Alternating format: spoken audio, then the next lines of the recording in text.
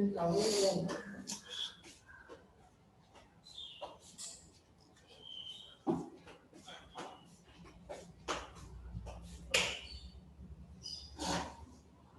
morning, boys. Welcome back to this software engineering class. Today we are going to discuss about module level concepts.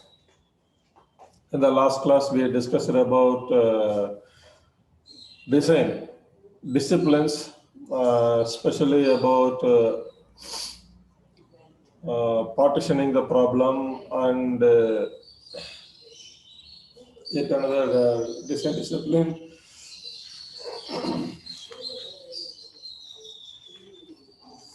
Abstraction. What are the various cases of abstraction? Everything we have discussed in the last class. And today we are going to discuss about in detail about the modules. See, the given problem is divided into various modules. Okay, each module does a particular work. Okay, and each module is a separate logical entity, but at the same time, you cannot claim it as a completely separate logical entity because one logical feed another and receive input from another, that is the one. So they all work together to accomplish a particular problem, to solve a particular problem. That means modules cannot be completely independent of each other, but at the same time, they cannot completely depend on other modules. So, yeah, module A should not completely depend on other module, and module B should not completely depend on other module A. It should be like that. That is, the relationship between them should not be too loose or too strong. It should be somewhat a medium between very loosely related modules and very highly related modules. Okay. So under this scenario, we are going to discuss about this coupling and cohesion. So coupling means the kind of relationship between two modules. Coupling means what is the level of relationship between two modules. Okay, that is about coupling.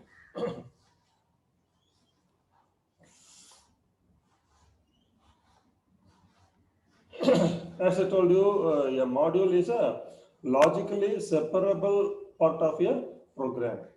Okay, so this coupling and cohesion are modularization criteria, and they are used together. Okay,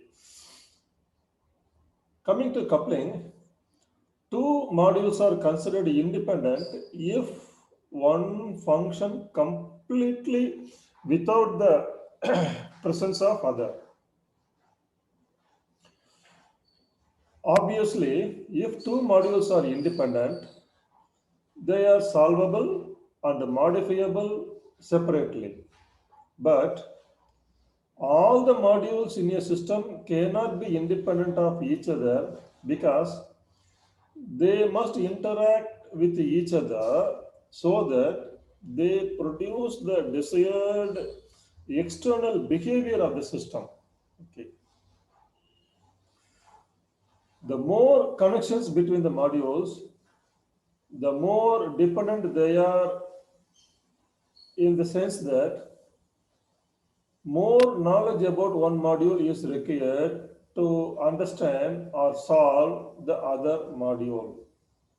So, fewer and simpler the connection between the modules, the easier it is to understand one without understanding the other module.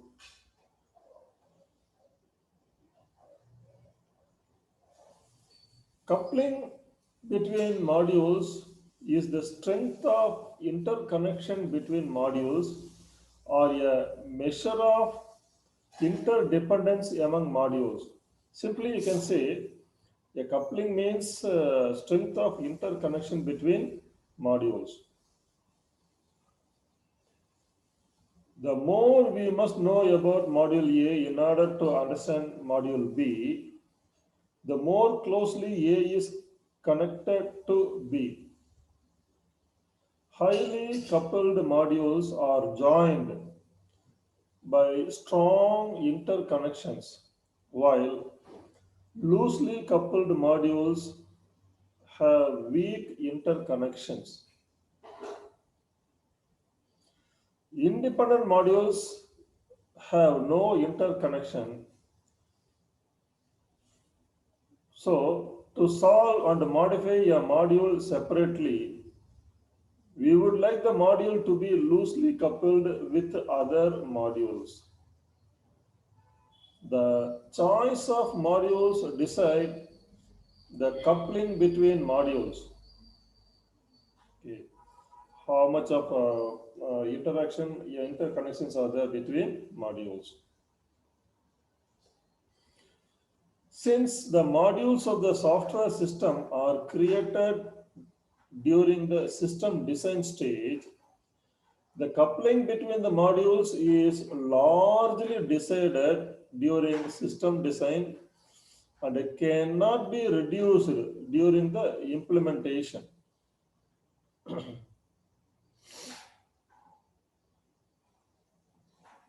So, what are the factors that affect the coupling between modules? Okay, coupling increases with the complexity and obscurity of the interface between modules. To keep coupling low, we try to minimize the number of interface per module and the complexity of each interface. An interface of a module is used to pass information between two modules. The coupling is reduced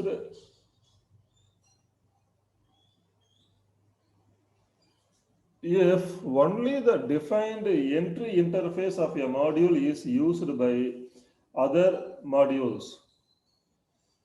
Coupling will increase if a module is used by other modules through an indirect and obscure interface. The complexity of this interface is another factor affecting the coupling. The more complex each interface is, the higher will be the degree of coupling.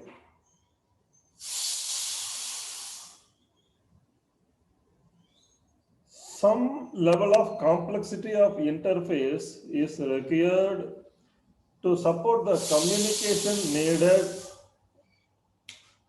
between modules. The type of information flow along the interfaces is the another factor affecting the coupling. There are two kinds of information that can flow through an interface, namely data or control.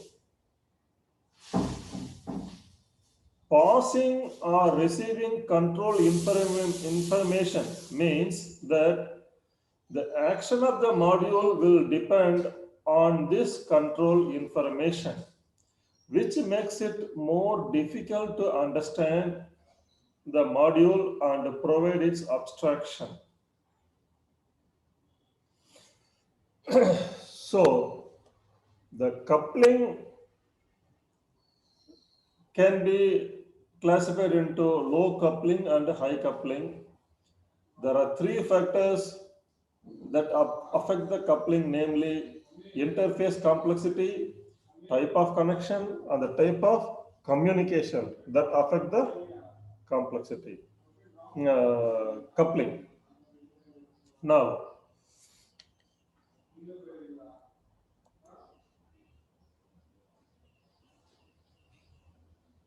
coming to cohesion.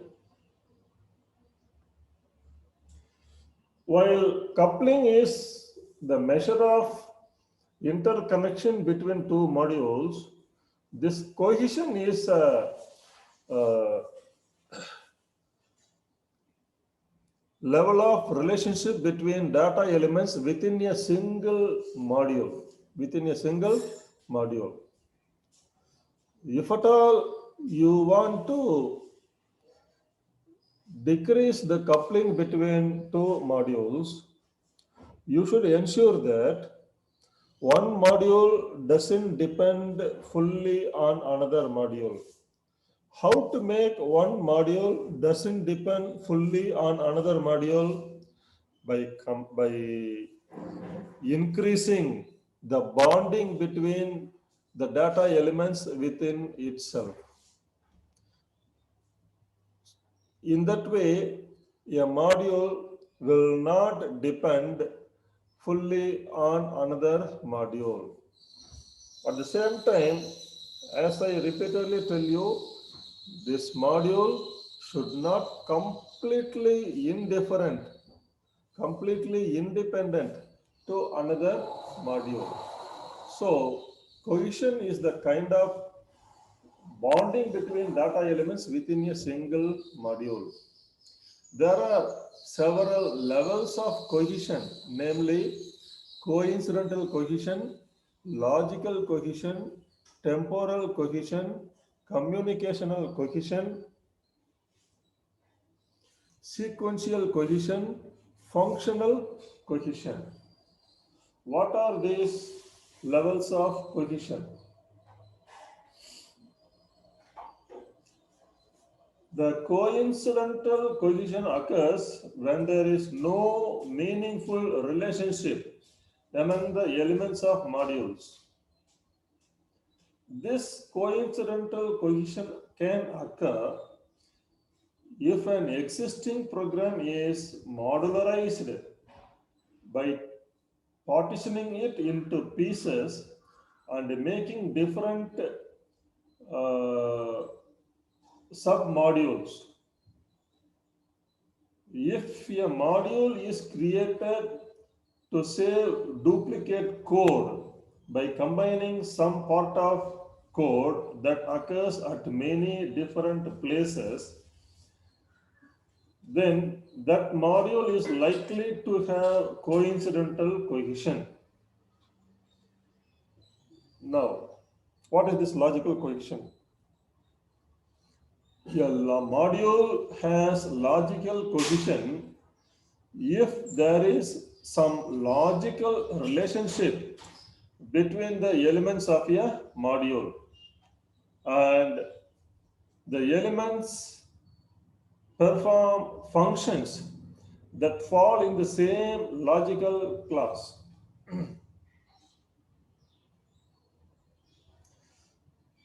For example, a module that perform all the inputs or all the outputs of a problem, that is logical cohesion. This temporal cohesion is same as logical cohesion, except that the elements are also related in time and are executed together.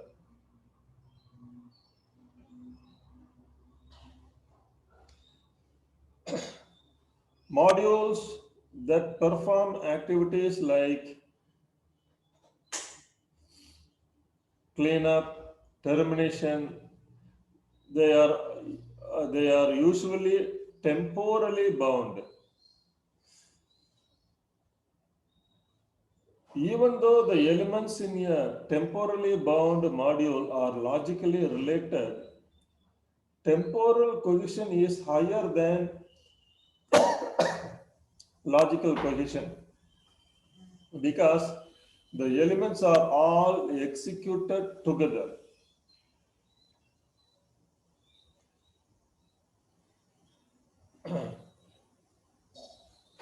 A procedurally cohesive module contains elements that belong to a common procedural unit.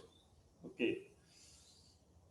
For example, a loop or a sequence of decision statements in a module may be combined to form a separate module.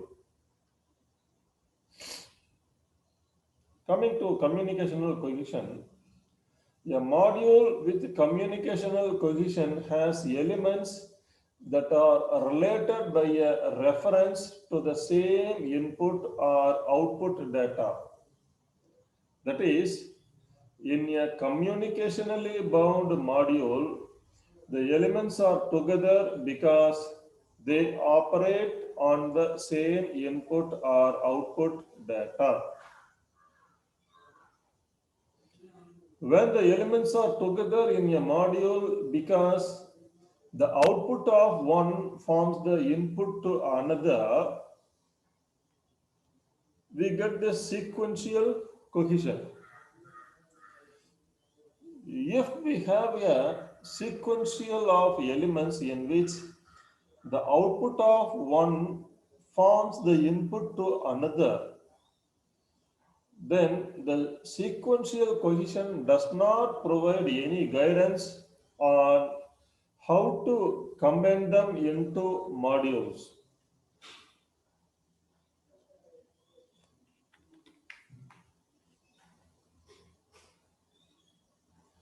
Coming to functional cohesion.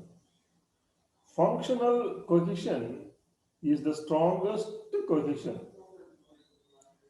In a functionally bound module, all the elements of the module are related to performing a single function.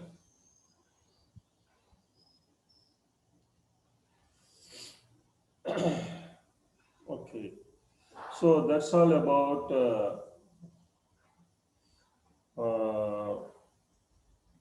coupling and cohesion. Next, we pass on to yet another topic called design notation and specification.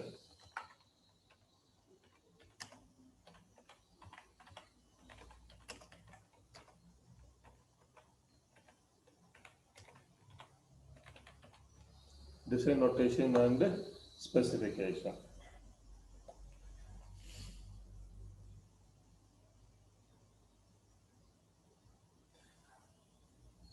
During design phase, we do two things, namely the design of the system, producing of which is the basic objective of this phase, and process of designing itself. That is, so two things that we do are the design of the system and the processing of the design. Design notations are largely meant to be used during the process of design and are used to represent design or design decisions. They are meant largely for the designer so that he can represent his decisions in a compact manner that he can evaluate and modify. Usually, these notations are graphical. Once the designer is satisfied with the design he has produced, the design is to be precisely specified in the form of a document.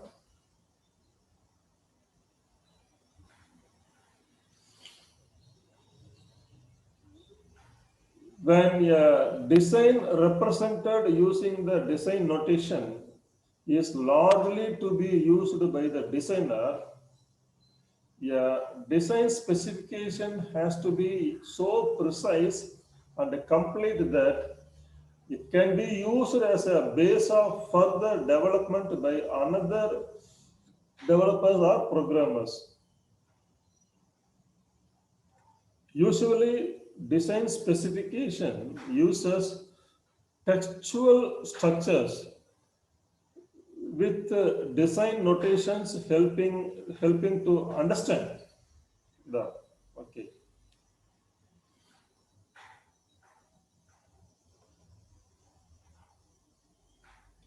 Structured charts.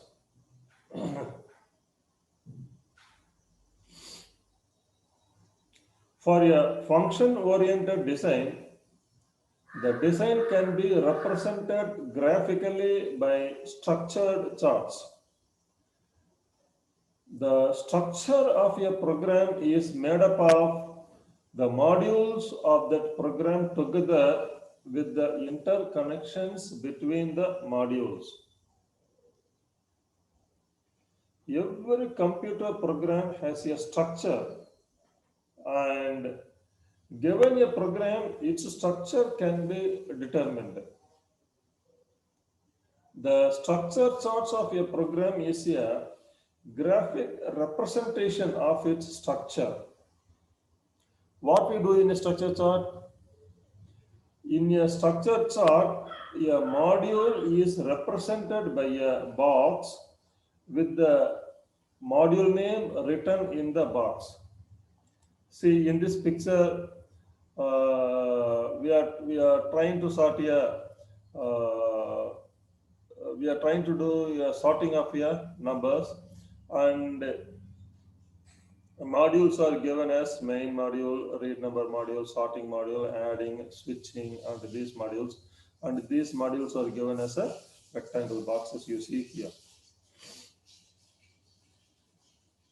An arrow from module A to module B represent that A invokes module B. B is called the subordinate of A, and A is called superordinate of B. Now, in this picture, you see readnum is a subordinate of main, and main is a superordinate of readnum, because the arrow is coming from main to readnums. Okay.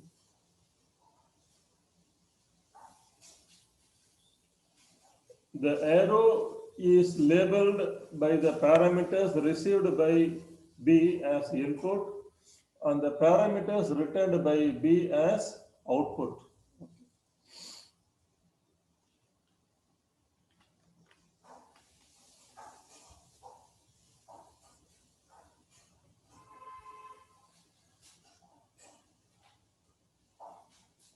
Modules in a system can be categorized into few classes. There are some modules that obtain information from their subordinate and then pass it to their superordinate. This kind of module is an input module. Similarly, there are output modules that take information from their superordinate and pass it on to its subordinate. The input and output modules are used for input and output of data from and to the environment.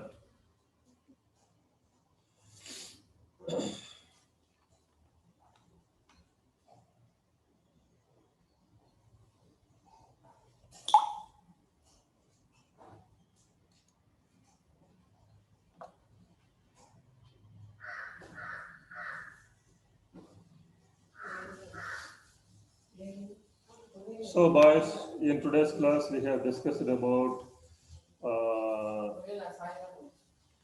the design, discuss about module concepts, especially about coupling and cohesion, and we have discussed about design notation and specification. Rest of the things we will discuss in the next class. Okay, see you in the next class.